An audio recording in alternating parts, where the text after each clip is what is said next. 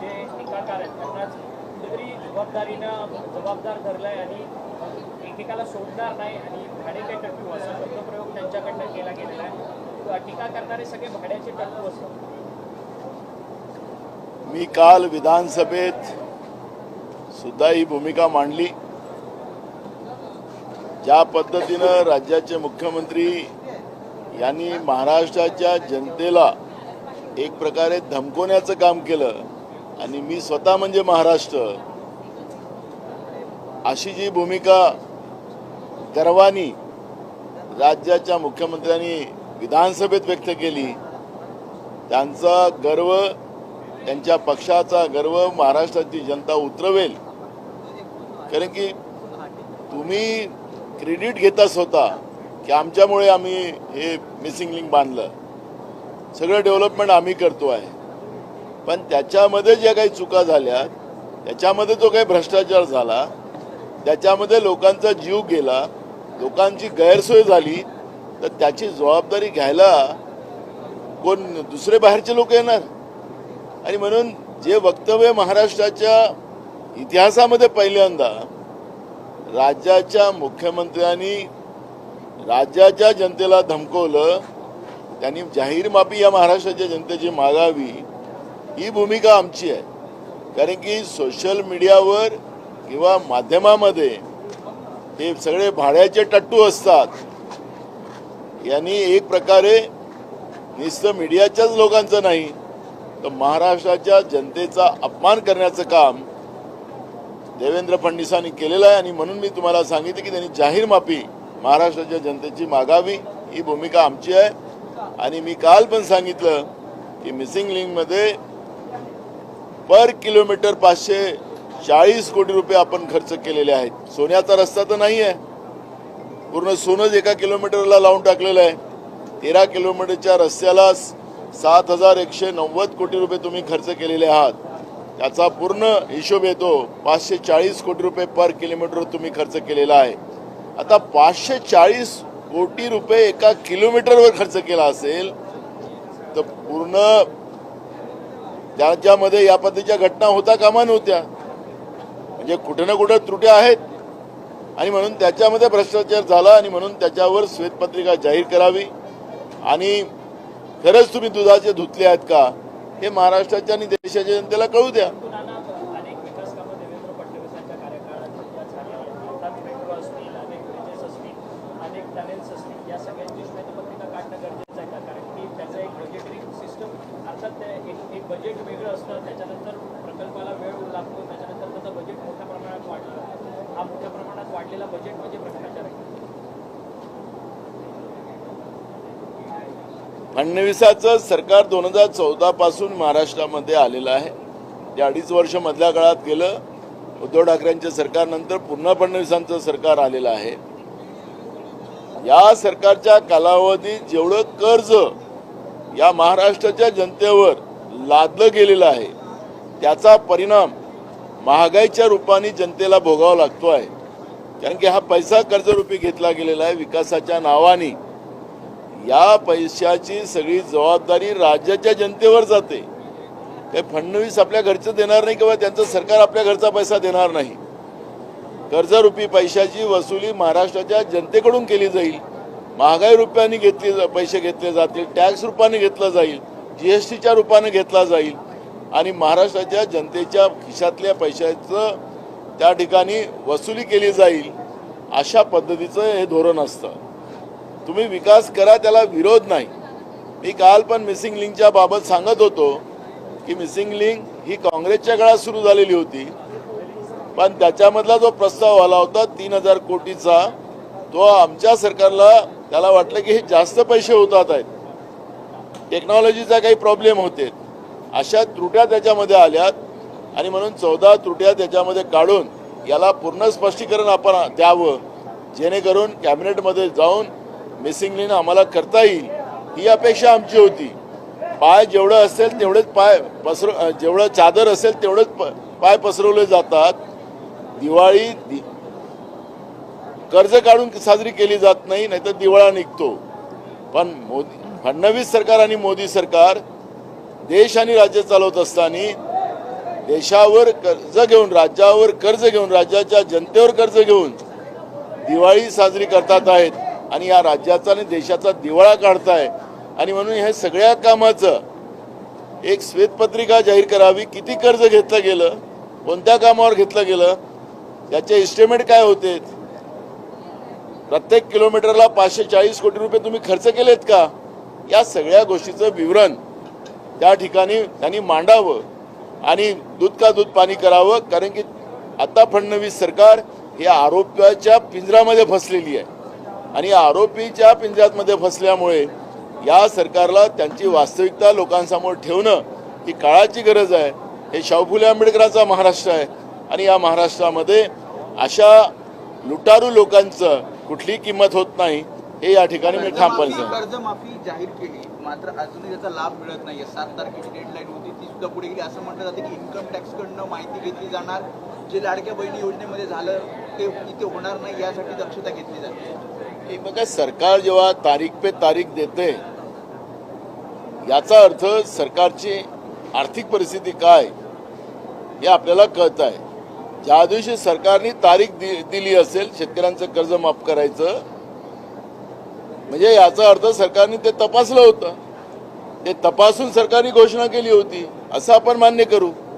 पण सरकार तारीख पे तारीख देत आहे याचा अर्थ सरकारचा दिवाळा निघालेला आहे आणि यांना शेतकऱ्यांच्या तोंडाला पानं पुसायची आहे. आमची मागणी आजही आहे की शेतकऱ्यांचं सरसकट कर्ज माफ करावं, ही भूमिका आमची आहे आणि ते सरकारने करावी. सरकार या कर्जमाफीच्या माध्यमातून बँकांचा फायदा करायला निघालेले आहेत. वसुली अधिकारी झालेली आहे सरकार. तुम्ही हे पहिले कर्ज भरा, नंतर आम्ही तुमचं कर्ज माफ करू, या पद्धतीच्या अटी त्याच्यामध्ये टाकलेल्या आहेत. आणि फक्त 25% शेतकऱ्यांचं कर्ज माफ होणार आहे, 75% शेतकऱ्यांचं कर्ज माफ या सरकारच्या घोषणेमध्ये होणार नाही, ही वास्तविकता त्या ठिकाणी आहे. समृद्धी महामार्गावर आता मोठ्या प्रमाणात खड्डे पडले आहेत, त्यासोबतच आपण पाहिलं तर मग प्राण्यांचे देखील वावर तिथे होत आहे, त्यामुळे अपघाताची भीती पुन्हा एकदा वर्तवली जाते समृद्धी महामार्गावर. समृद्धी मार्गाबद्दलचं विश्लेषण आम्ही पहिलेही मांडतो, आजही मांडतो आहे. समृद्धी मार्ग या सरकारमध्ये बसलेल्या लोकांच्या समृद्धीचा मार्ग उघडलेला आहे. आतापर्यंत समृद्धी मार्ग जेव्हापासून चालू झाला तेव्हापर्यंत पासून किती लोकांचा जीव त्या रस्त्यावर गेला हे सरकारने जाहीर करावं. एक, त्याच्यामध्ये त्रुट्या काय, ते त्रुट्या काढायला सरकार तयार नाही. रोज लोकांचा जीव जातोय त्याची चिंता सरकारला नाही. आणि अक्षरशः त्या रोडवर मी काल परिवहन मंत्र्याकडे एक मीटिंग लावली होती या विषयावर. हे कमर्शियल ट्रक जे चालतात त्या कमर्शियल ट्रकवाल्यांना लुटण्याचं काम पोलीस विभागाकडून RTO विभागाकडून केलं जाते, अशा तक्रारी आल्यात. आणि त्या ठिकाणी त्यांनी मान्य केलं की आमच्याकडून या पद्धतीच्या चुका झालेल्या आहेत, आम्ही काही पोलिसांवर कारवाई केलेली आहे. अशा पद्धतीचं काल मला त्यांच्याकडे मीटिंग झाली, त्याच्यामध्ये DG रँकचे काही अधिकारी होते, या सगळ्या लेवलवर ते मीटिंग झालेली होती. त्यामुळे या कमर्शियल जे ट्रक वाले आहेत त्यांच्या टंकीमधून डिझेल पण पोलीसवाले काढतात, त्यांच्यावर दंड करायचा धाक दाखवून त्यांना त्रास देतात, त्यांना मारतात. अशा पद्धतीचा लूटपाट करणारा, जर सरकारने हा समृद्धी मार्ग करत असताना जी लूटपाट केली तसं प्रशासनामध्ये सुद्धा सामान्य लोकांना लूटपाट करणारा हा मार्ग ठरलेला आहे. आणि म्हणून या रस्त्यावर जे गड्डे पडतात आहेत, कारण की यांनी सांगितलं होतं की 100 वर्ष हा रस्त्याला काहीच गड्डा पडणार नाही, हा रस्ता एकदम जशा तसा राहील. पण आज आपण पाहिलं असेल की त्या रस्त्यावरून गेल्या वर्षी पूर वाहला, यावर्षी तिथं मोठ्या प्रमाणात गड्डे पडलेत आणि भ्रष्टाचार हा त्याच्यामधून सामोर आलेला आहे. अशा पद्धतीचं चित्र आपण आज पाहतोय. थँक्यू.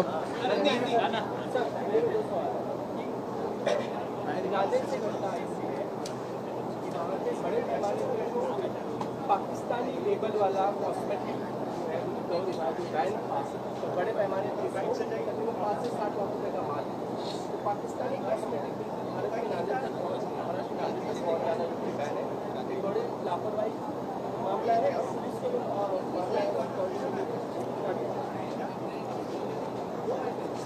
देखो, अपने देश में जो दुनिया में जो चीज़ों को बैन है, ऐसे चीज़ों का सर्रास वापर अपने देश में किया जाता है, ये कभी छुपा नहीं है। जो कॉस्मेटिक के बारे में आप बात करें कि नांदेड़ में पाकिस्तान का बैन लगा हुआ कॉस्मेटिक यहाँ पे बेचा जा रहा है, तो सीमाओं पे जो केंद्र सरकार, चौकीदार जी की सरकार है, वो सरकार क्या कर रही है? क्या सरकार सोई है? क्या ऐसे देश में इस तरह की चीजें लाकर देश की जनता का स्वास्थ्य बिगाड़ना चाहते हैं, या देश की जनता को आर्थिक लूट उसमें करना चाहती है? इसका जवाब देश के प्रधानमंत्री ने देना चाहिए। ये मांग हम करते हैं, पाकिस्तान से आओ या कोई भी देश से कोई माल आता हो, तो उसकी पूरी सीमाओं का केंद्र सरकार की जवाबदारी होती है, और उनके देखरेख में ये सब आ रहा है, इसलिए ये जवाबदारी उनके ऊपर फिक्स होती है। नागपुर में 7,500 लीटर जो एडल्ट्रेटेड मिल्क है, मिलावटी दूध है, उस पर कार्रवाई करते हुए पूरा ये डिस्ट्रॉय किया गया, यही नहीं सके मिला। तो इतने बड़े पैमाने पर दूध के नाम पर भी आम नागरिक के मिलावटी नामों के हेल्थ के साथ खेला जा रहा है। बिल्कुल है। जो अभी जो नए आयुक्त आए तुकाराम मुंडे, इनने जिस तरह से कार्रवाई शुरू की है, ये मिलावट करने वाली जो व्यवस्था है, ये व्यवस्था को उससे तकलीफ तो बढ़ती जा रही है, लेकिन लोगों के स्वास्थ्य से खेलने के लिए देश लोगों को लूटने वाले लोग, उनको पनिशमेंट मिलना चाहिए, ये मांग हम करते हैं। और मुझे लगता है कि इस तरह कार्रवाई करने वाले अधिकारी को ये सरकार बदली मत कर ले। अगर ये बदली कर दी तो मुझे लगता है कि सरकार ये एडल्ट्रेशन में सरकार का ही इन्वॉल्व है, इस तरह का कल सामने आएगा, ये मुझे लगता है। दूसरा ये कि पहाड़ में खासकर वहाँ पर एक पार्षद है, नगर सेवक है, उन्होंने एक अधिकारी को बात की उसके वाले को पानी की समस्या नहीं हो पा रहा था, उसको लेकर इसके जाकर उन्होंने मांगे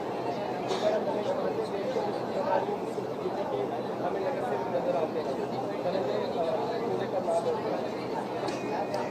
देखो, जिस तरह से सरकार में कल परसों का जो राज्य के मुख्यमंत्री का भाषण सुनने के बाद सरकार को किस तरह से सत्ता की जो मस्ती आई है, उसका दर्शन कल परसों मुख्यमंत्री के भाषण में भी आपने देखा है। ये तो महायुति का नगर सेवक है। अब इनका जो नगर सेवक भी, उसमें भी कितना पावर आ गया है कि महिला डॉक्टर को मारा, नर्सेस को मारा, और जब उसके ऊपर अटैक होने का काम हुआ तो वही हॉस्पिटल में एडमिट हुआ कि मेरी तबीयत खराब हो गई। मुझे लगता है कि पुलिस के माध्यम से उसकी तबीयत खराब न होते हुए भी उसको अंदर डाला गया होगा, और उसको जो अरेस्ट होने से बचाने का काम भी शासन कर रहा है क्या, ये प्रश्न इस निमित्त खड़ा हुआ है। मैं आज ही अभी मीडिया में पढ़ रहा था कि कोर्ट ने भी ये कहा है कि हम ऑनलाइन साक्ष्य नहीं लेंगे, उन्हें खुद हाजिर रहना चाहिए। कोर्ट को मैं धन्यवाद दूंगा कि ऐसे लोगों को कड़ी से कड़ी सजा होना चाहिए। पोलिसांनी वाचवलं असं तुम्हाला वाटतं? म्हणजे या सगळ्यामध्ये कुलपीच्या त्या नगरसेवक बिल्कुल है, सरकार का दबाव है, सरकारचा दबाव आहे, आणि सरकारच्या दबावामुळे पोलिसांनी त्यांना हॉस्पिटलमध्ये भरती केलेला आहे। आणि म्हणून माननीय कोर्टाने त्यांना सांगितलेलं आहे की मला ते जो आरोपी आहे तो आमच्या समोर हजर झाला पाहिजे, ऑनलाईन आम्ही घेणार नाही। आणि कोर्टाचा मी धन्यवाद करतो की अशा कायदा हातात घेणाऱ्या, प्रशासनाला आणि महिला डॉक्टरला मारणाऱ्या अशा आरोपीवर तो किती सत्ता पक्षाचा दबाव असेल तरी अशावर कडक कारवाई व्हावी, ही भूमिका आमची आहे। सुद्धा अशी घटना घडते, मात्र त्याच्यावर त्या नगरसेवकावर कुठली कारवाई होते? तो मुख्याधिकाऱ्याला मारतो। बघा, महाराष्ट्रामध्ये आज आम्ही कायदा सुव्यवस्था मी बोलणार आहे। अमरावती जिल्ह्यामध्ये एका आमदाराला मारायची सुपारी दिली गेली, गुन्हा दाखल झाला। सुपारी देणाऱ्यावाला सुद्धा आता आमदार झाला। म्हणजे सांगायचं तात्पर्य असं की महाराष्ट्रामध्ये चाललं काय, आणि म्हणून गुन्हेगारांचं एक व्यवस्था या सरकारमध्ये जमा झाली, आणि या गुन्हेगाराच्या व्यवस्थेच्या माध्यमातून आता राज्याची जनताच सुखरूप नाही अशा पद्धतीचं चित्र आज महाराष्ट्रात निर्माण झालेलं आहे. धन्यवाद.